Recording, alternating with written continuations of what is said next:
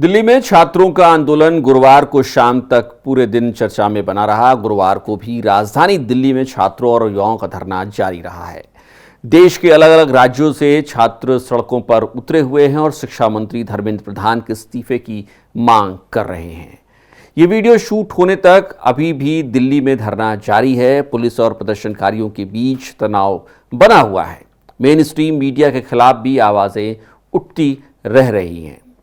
आइए जानते हैं कि गुरुवार की सुबह से लेकर शाम तक आखिर दिल्ली में क्या क्या हुआ।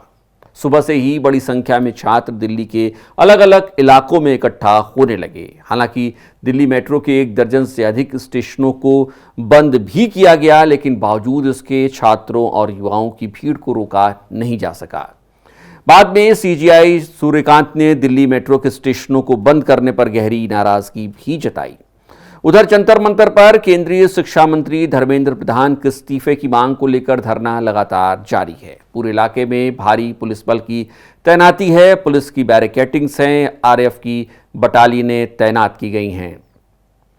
सुबह जो भीड़ शांत थी, दोपहर होते होते वही भीड़ तनाव में भी आ गई। कुछ जगहों पर प्रदर्शनकारियों और पुलिस के बीच छिटपुट झड़पों की खबरें भी आईं। इस बीच पूरे विवाद के बाद सुबह प्रधानमंत्री नरेंद्र मोदी ने पहली बार इस पूरे विवाद पर प्रतिक्रिया दी है।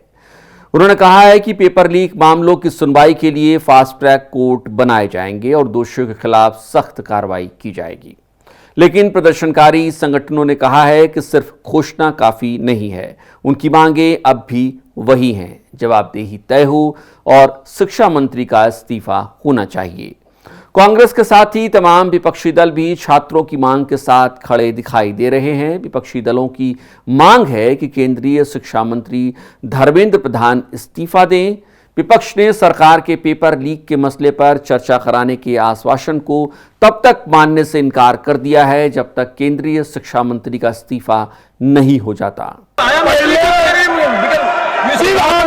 एजुकेशन मिनिस्टर का इस्तीफा होना चाहिए। चर्चा करने के लिए चर्चा से भाग। वहीं दूसरी ओर दिल्ली में छात्र आंदोलन जारी है। बड़ी संख्या में छात्र दिल्ली के जंतर मंतर पर जुटे हुए हैं। वहीं सो रहे हैं, वहीं खा रहे हैं और वहीं दिन भर अपनी मांगों को लेकर धरने पर रह रहे हैं।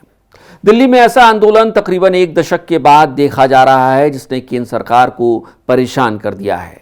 सरकार सुधार और कार्रवाई का भरोसा दे रही है, लेकिन कोई मानने को तैयार नहीं है। हालात यहां तक पहुंच चुके हैं कि अलग अलग राज्यों में छात्र सड़कों पर हैं और प्रदर्शन कर रहे हैं।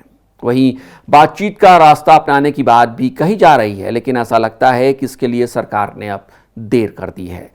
क्या बातचीत से समाधान निकल सकता है या आने वाले दिनों में यह आंदोलन और तेज होता रहेगा? क्या सरकार धर्मेंद्र प्रधान के इस्तीफे के बाद ही कोई राह निकाल पाएगी या इसके पहले भी कोई रास्ता बन पाएगा? इस मुद्दे पर आपकी राय क्या है, हमें कमेंट करके ज़रूर बताइएगा। अगर आपको ये वीडियो अच्छा लगा हो तो इसे लाइक करना और शेयर करना बिल्कुल मत भूलिएगा। चैनल को अब तक अगर आपने सब्सक्राइब नहीं किया है तो चैनल को सब्सक्राइब करना भी न भूलें। नमस्कार।